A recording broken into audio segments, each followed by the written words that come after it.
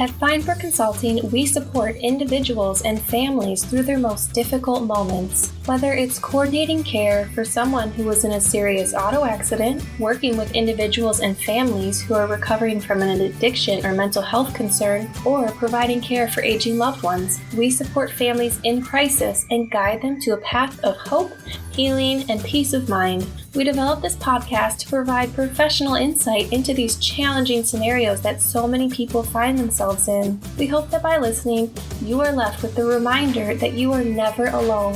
Thanks for taking the time to check out our podcast. We hope you enjoy it. Hello, everybody, and welcome to the Feinberg Consulting Podcast. Today, we have a special guest, Kristen Byrne, who is the Vice President of our Addiction and Mental Health Services. Welcome, Kristen. Thank you. Thank you. We're excited to have you here because you have such a unique perspective working in the addiction recovery field and working with families and individuals that are struggling. And so we want to get into that a little bit today. But first, I want to ask you about your professional history and how it led you to work in this field. Well, I actually was living in Minnesota. I had actually struggled with substance use myself. And as a result of that, my family came to me and expressed concern. And I didn't know what else to do at the time. And I said yes. And so that's what led me to going to treatment, and I did the whole continuum of inpatient, the halfway house, the sober living, being a part of the recovery community at large. As a result of that, I actually was working in a different capacity with a legal organization. And somebody asked me if I was interested in doing a one-night shift at a local treatment center, just providing some support for clients who are currently there, taking them to a meeting and just being there. And I said yes. And in doing that, I was able to sit and just listen to other people, in a different role. And I loved it. And that's what sparked my desire to go into this field. Wow. Yeah. And it's interesting because I did work for Hazelden in the adolescent facility for years. And while I was working there as a counselor, I was doing some interacting with the families naturally, because I'm working with their children. And what I began to recognize and understand is that the problem, and where the struggle it wasn't just about the person that was sitting in my office with me. I could feel it, I could hear it, I could see it as I was talking with the family, with what their experiences were and how they were able to show up in relationship, in the family, as well as the behaviors they were starting to engage in because of their concern for their child. Mm-hmm. So I really understood at that point that this is much bigger than the identified person who was there in my group or in my, I'm doing individual work. And I realized I needed to focus on this from a much wider perspective. Right. Mm-hmm. Do you feel like families have a hard time with that? Yes, they do. They do. And a lot of it is they just haven't been educated. Mm-hmm. I think it's just they don't know what they don't know, right? Right. I do believe that all family members show up the best way that they know how, and they really feel that they have gone above and beyond in order to be there. And it's being able to help them understand why the strategies that they are using aren't being effective. Mm-hmm. And also helping them to understand where they may be emotionally being triggered and then being in reaction to try to self-soothe themselves, which is actually in enhancing the problem instead of helping it. Mm-hmm. And I think once I'm able to talk with families and have them begin to connect the dots, it takes some of the shame away. Yeah. And it helps them to understand and be like, oh, okay, I get why I'm doing that.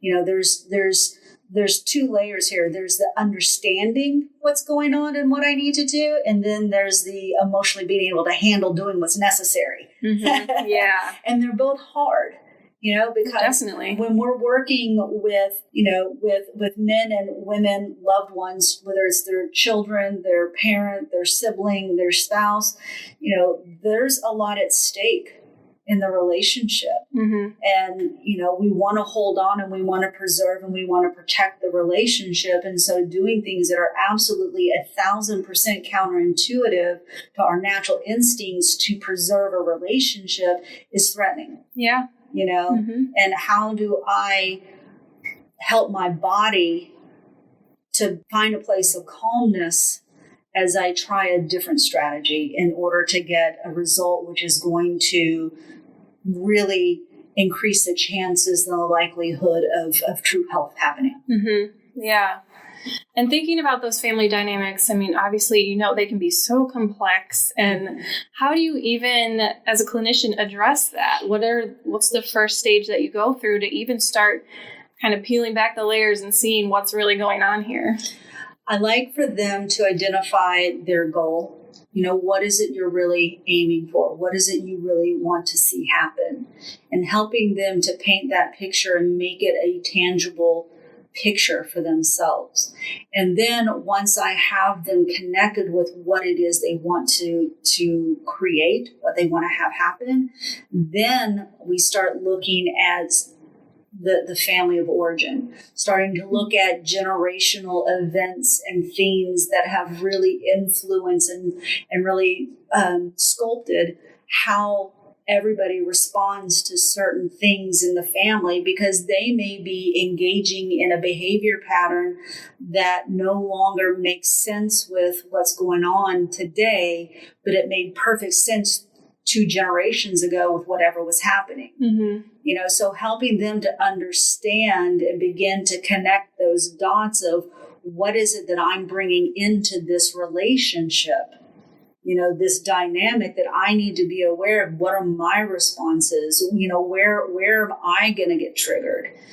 And really beginning to work with families on learning it and then also what to do with it. Mm-hmm. And that in itself helps them prepare for what's happening, with their loved one, because it is a parallel healing process. Mm-hmm. And some of it needs to be done together and some of it needs to be done independent of each other. Right. To really get clear on, okay, so what is an appropriate response to my 23-year-old who I'm used to, giving in to every single request, threat, manipulation in order to keep them from blowing up. That's my history. Mm-hmm. How do I respond differently? And what do I do when they respond the exact same way? So it's reteaching how to be in relationship with each other. Yeah. It's really reteaching how to be in relationship. And that, I imagine, goes through, depending on if someone goes into treatment, but even beyond when they come out. Especially when they come out. Mm-hmm. Because when they're in treatment, they are surrounded by a clinical team, that can intervene, that they can go to right away. They've got their peers that are constantly around them to be able to really process what they're experiencing, feeling validated, being acknowledged, and just, feeling heard. Yeah. And so as they transition out of that bubble, they have to learn how to recreate that support system for themselves where it's not already built in for them. Mm-hmm. Right. And now the family doesn't have the therapist and the family therapist and whoever else to be calling and talking to and processing, like, what do I do? And they're telling me this, and I'm not really sure what to say. And this, I'm feeling really angry, and what's appropriate. So families need to have that continued support, because it's once they get out of treatment, that's when it gets harder. Mm-hmm. Right. Yeah, that's a really great point because people can go back to the same habits, routines. It's so hard to break. I used to, when I was talking with families about, and helping them try to determine, do I follow, the recommendation to keep them away longer, to extend their stay, or to live in a sober living versus allowing them to come home? One of the things that the examples I used to use is to have them come up with a place that was really special to them and their partner, like where's that special place? And can you remember going there time and time and time again and all the memories? And can you feel the emotion that you're having? Okay, so now you've taken your son, your daughter, whomever it is, and they've been living in this place, having all of these experiences while they were active in their disorder, removing them for a month and a half, and saying, okay, let's go revisit it, right? But they've had a loss. And the loss is whatever the substance or the behavior pattern was historically that landed them in treatment. It's still there's a grieving process. So imagine you losing your partner. They've passed away and you no longer get to see them and be with them. And you go back to that special place. Right. Imagine how all of the emotions that are going to come up and hit you and intensely. And if you're early in recovery and you still don't have good practice at how to manage that emotional experience, there's a good chance you're going to resort to what worked in the past. Right.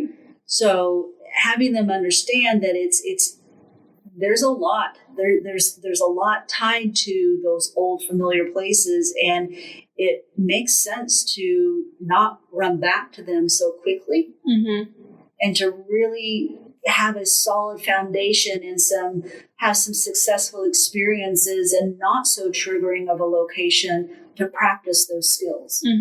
Yeah.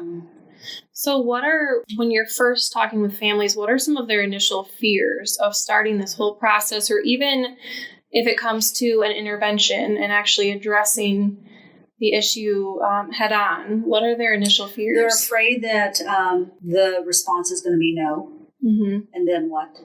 They're going to run. They're going to be homeless, take their own life. That's the biggest one that I hear when families really struggle with taking action, is they're terrified that their loved one is going to take their own life. Wow. And because it's something that is commonly used as a threat, if you do that, then I'm going to hurt myself. If you do that, I'm going to, and that's every, parent's worst fear, worst nightmare, and I can't say that it won't happen. However, one of the things that I do ask, do they have a history of actually engaging in these behaviors? Is there something that we can look back to say that there's a good chance that because they've done it and attempted it once or twice, like actual attempts, not just threats, then we need to look at that. Otherwise, it's what are the other, threats that are used because they work. They use them because it works. And then you don't do anything and they get to continue to do the same thing. Right. And, today in, what's available out there on the streets, they may end up dead in either position if you do or if you don't. So one of the things that I really want to support parents in doing is knowing that if the most awful situation ends up being the end result, and their loved one dies, do you have the comfort in knowing that you've done everything you possibly could to try to help and to make that not a reality? Yeah. Because you can't control the outcome, but I want you to know as a loved one, I did everything that I could possibly do. And to have comfort in that. Exactly, yeah. So that they're not left with that guilt. Yeah, exactly. Yeah. And they're going to, even if they've done everything they can, if they end up losing somebody, there's still going to be guilt, because I've worked with families and, who that's the end result. Yeah. And it's a natural, normal response to feel guilty. And this is a disease that kills. Exactly. So for the families and being able to say, I was doing and I have done everything that I possibly could to increase the chances of success to put this disease in remission. Right. So then what, in your experience, kind of becomes that breaking point, so to speak, where families finally realize, like, okay, regardless, I'm going to face these fears and we're going to move forward because their life matters. Is there usually like a common thread there, or it's different for every family? Let me make sure I understand the question. So is there a point in which families commonly come to that help them say, okay, we're doing this? Yeah, like an event that happens, or... It's really individual. It's really individual because every person is coming, to the table with a slightly different experience. I think the emotions are similar, but the way they got there can vary. And being able to be very sensitive to what their fears are, what their limitations are, and to really meet them where they are, and to really support them in really stepping into an unknown world. Yeah. You always hear the saying that, they have to hit rock bottom in order for them to realize they need help, but it doesn't have to be that way, right? It's not true. It's really not. I believe in my heart of hearts that we as human beings have a desperate need to feel heard and to feel like they've been seen, right? Not necessarily to get their way, but to feel being heard and to be seen. And because life is life and we get so busy and we have our own things that are going on for ourselves internally, sometimes we inadvertently don't hear and don't see our loved ones. Right. Right. And so helping the family to feel seen and heard by their loved one who's struggling with this disease, and having that person who is struggling with the disease to also be seen and feel heard, that in itself, I think, can create an environment for healing in which once the substances and such are out of the body and you don't have a physical craving for it, that you've got a greater chance because we're supposed to be relational. Yeah. We're supposed to be relational, and this disease isolates. That's one of the things that it uses in order to feed and grow itself. Right. Is isolation. Both the family isolates from the outside world and their friends and their support systems, and so does the person who is engaged, in the behavior pattern. And so how do we bring you guys out of isolation into having connection and relationship? So that way, authentic healing and authentically being seen and heard happens. Yeah. And in working in these complex family systems as well, are there boundaries that you won't cross? Like, say there's abuse with a family member. Is that something you won't force that relationship? In my work with families, what I've been able to do is to also help them to see where they may need some of their own therapies, their own treatments as a result of, their own histories, helping them to be able to be connected with professionals who can educate them on personality pathologies and how that plays in, and how do you begin to do your own work. I have worked in situations before where there was a history of sexual abuse in the family system among the family members. Wow. Right. And it's very complicated, and it's a very slow process, and being able to create an environment of safety is paramount. I am also, by law, mandated to report if there is abuse currently happening within the family system, especially for minors. Oh, right. Yeah. And the goal is to have the people come forward and say, I need help on this, and to try to eliminate the shame. Use the guilt, but eliminate the shame, in order to have them be able to step forward and get the help that the whole family needs them to take. Yeah, exactly. Are there any words of wisdom for families that might be currently struggling, whether they're still concerned about a family member in active addiction or they're early on in the treatment process? Any words of encouragement for them? That if you're willing to step into the unknown, that a miracle is possible. It's possible. Yeah, that's beautiful. I mean, like you said, you've witnessed it in your own life, your own recovery. And yeah, we have a woman that was using crystal meth for 40 years. Wow. Which you don't typically see success with use like that. And she is thriving. She's doing well, living independently, engaged in meaningful activities in her life. And has sustained sobriety.